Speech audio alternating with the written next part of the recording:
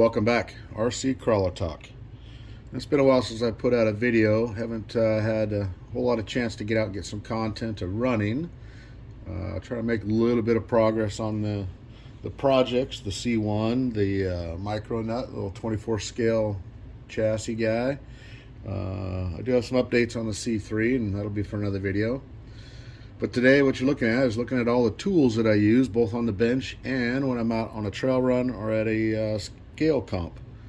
So let's just go over some of the tools and talk about what I use and what I think works. So first and foremost is you got to have a good nut driver or for the wheel nuts. So almost all wheel nuts are 7mm. This is just a deep 1/4 inch drive with a 1/4 inch drive nut driver for taking your wheels off.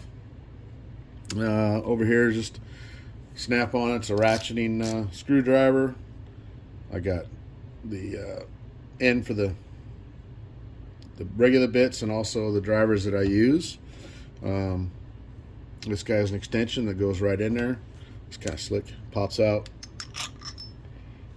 That pops in. Now it's a nut driver. So you can ratchet, straight, and reverse ratchet. So I use that quite a bit here at home. I don't use that on out on the trail. Drivers. So if you're gonna get into this hobby and you want to use some good drivers that the points will stay on and make good contact with your bolts and screws and all that jazz, don't chimp out. Don't get the super cheap stuff. MIP 1/4 inch drivers. These things are great. They are not flawless, however, because you can tell this guy, the tip of this guy is a little, I've had to grind it down a little bit, if you could tell. But they do round off after a while, especially if you don't clean out the hex head before you stick it in there. You get some dirt and stuff in it, and it'll round off the head, and then it'll round off the tip of this. But you grind it back a little bit, little at a time, so it doesn't heat treat the tip and make it brittle. You know, grind a little bit, a little dab of water, grind a little bit, a little dab of water. You can tell I got 2 of those for that particular reason. But these things are great. I've got all 3 sizes. I got your 1.5 mil. These are both 2mm. And this is a 2.5mm. The 2.5mm are going to be used for your M3 socket heads. Those guys. The 2mm are going to be used for button head, M3 button heads or flat heads. And then your 1.5mm is going to be your, your little guys, your beadlock rings and your, I'm not sure what bolt size it is, but anyways, used for the smaller stuff. So those are great. They're handy. I got 2 cordless drivers. This is just a super cheapy Walmart, rocker style, forward and reverse. Battery's dead. It's rechargeable. Just plug it in the wall. But it works great. You can be careful with this guy though. It has enough torque that if you're going into, if you're not fully engaged in the bolt, you can round the head off when it bottoms out. So just get it close and then go back by hand and tighten it. But works great for taking stuff apart. The other option is a bigger, I got a Black & Decker cordless drill. Also rocker, forward and reverse. You can go straight if you want to do a screwdriver, yada, yada, yada. It also has the clutch on the front. And it has 2 speeds, screwing and drilling. So basically drilling's fast, screwing slow. Also good. Set this torque guy so you don't strip out any bolts or strip out any holes. So I use those on the bench. I don't take them on the trail with me or to the comps. The other stuff I use on the bench are these MIP ball end drivers. Now you can see it's called a Bondus. Well, Bondus is a company name, but it's a ball end. So you get this bad boy to focus. It allows you to get to a screw or a bolt at an angle, right? So you find yourself working on your truck and you can't use one of these drivers where it goes straight in, right? those, you don't have much deflection there. So you get the Bondus ones, and you can go that much deflection and still get that thing out with full grip in the head. So these are really nice. I have both a 2.5 mil and a 2 mil. Obviously this one get used the most, those pesky button heads. Those are great. Also have a 1.5 mil dynamite. This thing's great. Also we use this on a lot of beadlock rings when you're swapping stuff around. You got to get yourself a good pair of needle nose pliers, long snout needle nose pliers. I just picked these up at Harbor Freight, a couple bucks. But you got to be careful. I like to use these long, skinny snout needle nose for like chasing wires around chassis and digging in where I can't get my fat fingers in there. But you got to be careful on the wires because these edges are sharp. I still have to go back and smooth off the edges on all 4 of these so it doesn't rip into the insulation of any wiring that I'm trying to do. Let's see, what else we got? Always got to have wire strippers. Always got to have a nice little razor blade, a bigger pair of needle nose. For the nuts, I actually try to use this 5.5 millimeter ignition wrench. That's for the M3 nylocks and nuts. You know, sometimes it's easier to grab the needle nose, grab them, stick them on there, but you gotta be careful because sometimes you can round off the flats of that nuts. So I always try to use that. You always gotta have your wire cutters. Nice standard 3/32 T-handle. These are, I use this for the 440 bolts for the Vanquish hex hubs that bolt into the wheels since they're not metric. Also have scale nut drivers. I picked all these guys up from Locked Up RC. Great quality. I haven't had any real issues with them. You still got to be careful on the scale nuts or scale bolts and hardware because they do strip real easy. It's pretty slick though. Just undo that little set screw right there, slide that shank out, put the next one in. You got multiple sizes. These both are 2 mil, and I believe that's also a 2 mil. But you don't always have to use that. In a pinch, you can always take a button head. This is a button head bolt that you just grind the head down so you can get into tight places. But this is the same size as most of the beadlock ring and the scale hardware. You can use that, or you can use a socket head for the bigger size bolts. So chuck it up in your drill. Be careful because you can break the head because you get it really close to the edge. You can tell there. You can get really close to that edge. And you can strip that or crack that, then you're kind of SOB or SOL.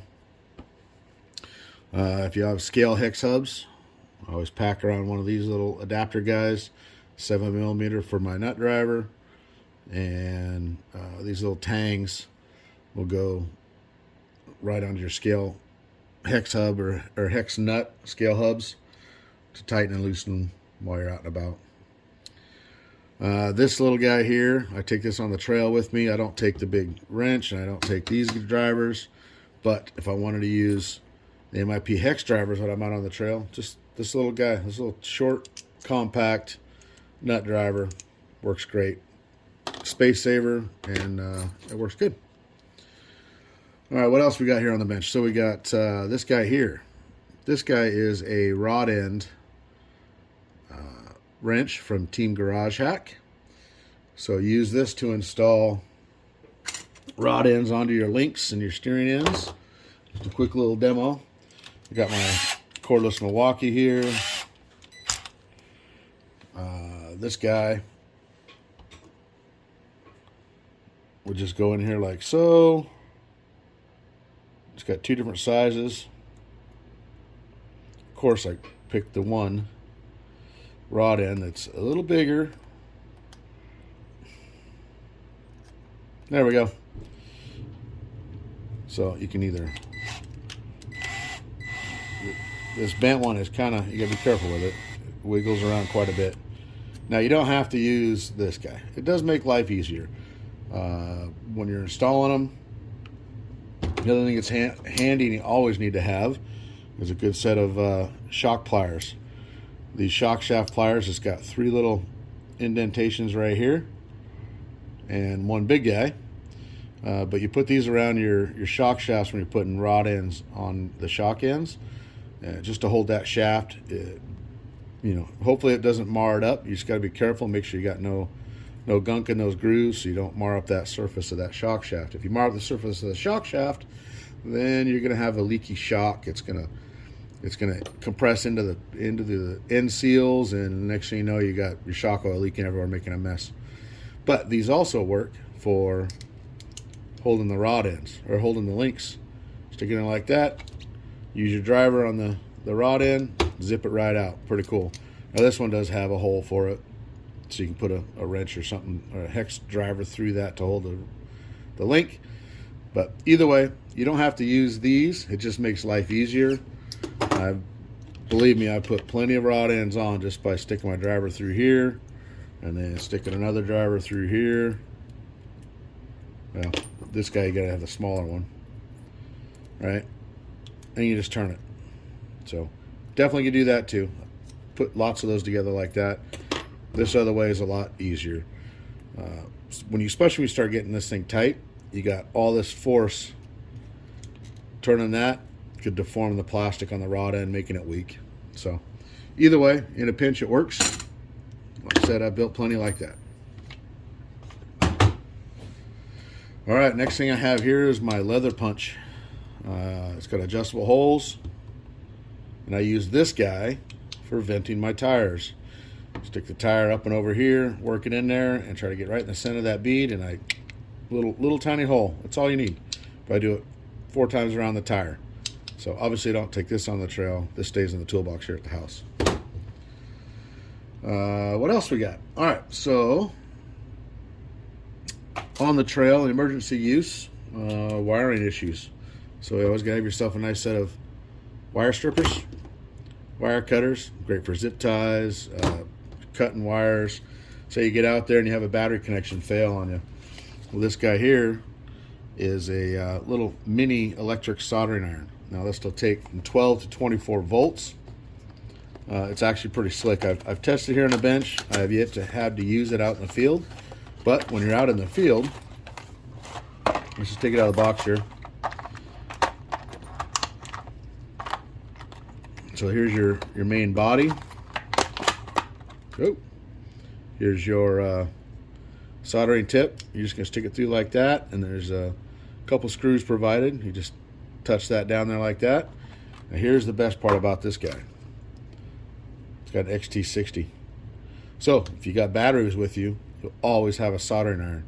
Plugs into there, plugs into your battery. It goes up to 400 degrees, I believe, on 24 volts. On 3S or 4S, well, 3S is probably the battery I'm going to be packing. I believe it goes up to 300 volts. But check it out. It's pretty cool. It comes with a little stand, little tip cleaner. But I have tested out here on the bench. You can see the soldering on it. It actually heats up really quick, and it cools off really good. So this is something good to have. This is made by Secure Electric Soldering Iron. Little mini guy. I just try to keep that in a package, keep it out of the way. But you also gotta, don't forget your solder. You're out in the field, make sure you got solder. All right, so let's take off all the stuff that I don't take with me in my trail bag. First of all, these guys go. That guy stays. Leather punch stays. Shock pliers, take those. The needle nose, all that stuff stays. Obviously, the big screwdriver stays. I don't need that. I do take these with me. Sometimes I take this with, sometimes I don't. All right, and depending on what rig I'm running, most of the time I have these in my little to-go bag anyways. I have a dedicated pair of snips, flush cutters in my backpack, so I don't need to take those. I generally take all that stuff. Now, what do you pack all this stuff in? Well, when I first got into the hobby, I came across this little hobby kit from Cobalt. I picked it up at Lowe's, and you can see it's kind of all disarrayed. And I thought, man, this thing would be kind of cool. You open it up. It's got this magnetic base blue container. Got a magnet on the bottom there. You open it up, and you got little magnets to hold it closed. I put this piece of tape on as a hinge. Nice little soft area. Nice thing about this is if you're out in the field working, you put your bolts there if you need to. Just always drop them in there. Drop them in here so you don't, it's not on the ground, on the rock, or in the dirt somewhere. So that's kind of neat. This little kit also come with all kinds of, you know, nut drivers, little bits, odds and ends. Come with a pair of tweezers, little wrenches, files. There's all kinds of stuff in this kit. It's actually pretty slick. However, I thought I would use more of this stuff in there as well, but I really don't. You know, after a couple times of lugging this big heavy thing around, I'm like, I don't need everything. You know, I got my other drivers. Some of these, you know, it's got flatheads, Phillips heads, Torx bits, Allen heads, Torx lock bits. It's super tiny stuff. Small nut drivers. I really didn't use a lot of it. So stuff that I do use, I definitely use this. I take this with me. So I take that out. The files, I take the files with me. You got a nice flat, you got a triangle, and you got this half moon. So it's flat here and it's rounded there. So I take those with me. Let's see, what else? I do take the tweezers with me. You never know. Fall down a sticker bush and pull a tweezer out of you. Or pull a sticker out of you with your tweezers. And that's pretty much it. So the rest, just put back on my bench. So this guy is how I'm going to load up. Now, I have a backpack, and I'll show you that here in a sec. But the stuff I put in here is going to be all the smaller stuff. These don't fit in there, obviously. Wire stripper's not going to fit in there. T-handle, it doesn't, I mean, it fits, but... So definitely got to put your nut driver in there, but you have to take it apart. Definitely take your small shorty guy, all my small MIP bits, the rod end tool, my X-Acto knife. I take my files, I put all these in here. Tweezers go in there. My 5.5 mil wrench. Let's see what else. Oh, the little adapter. And most of the time I just have these in here anyways. My scale nut wrenches. Those are all good to go. And fits nice. So that just leaves this stuff to go somewhere. I don't take this one either. This is, you know, stays here on the bench as well. All right. So the next step is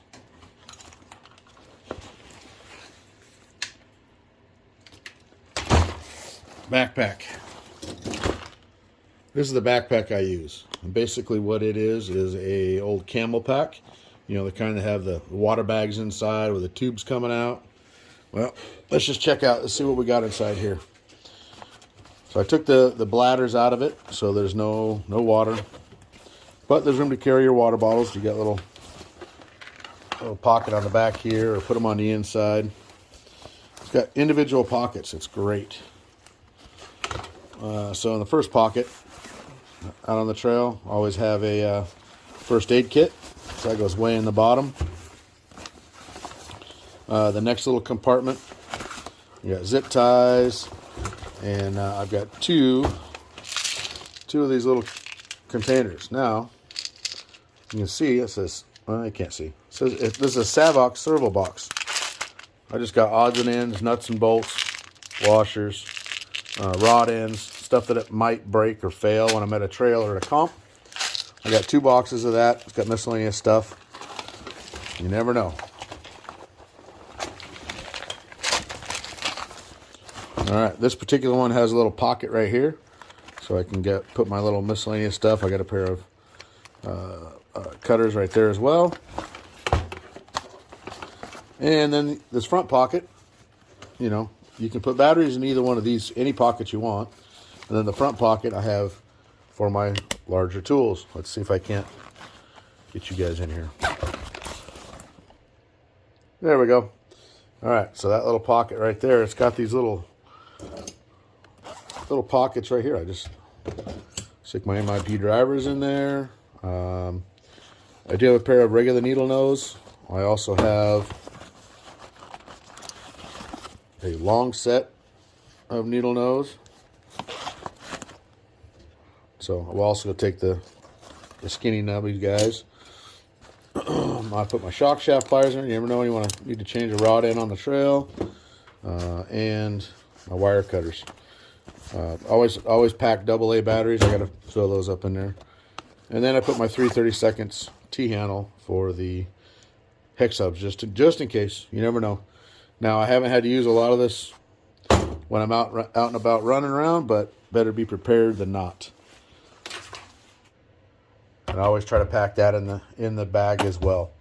So, and then this guy will actually go in the backpack in one of the compartments. And then I put some my lipos and stuff in there. So, all right. Well, hope this video is a little helpful and useful to you. Like I said, make sure you get some good quality tools. Those MIP drivers, you can't go wrong with them. I'm sure there's other brands out there that are just as good a quality. So check them out.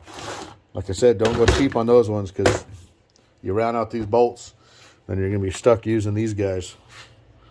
Little easy outs. All right. Thanks for watching, and stay tuned for more content of project updates.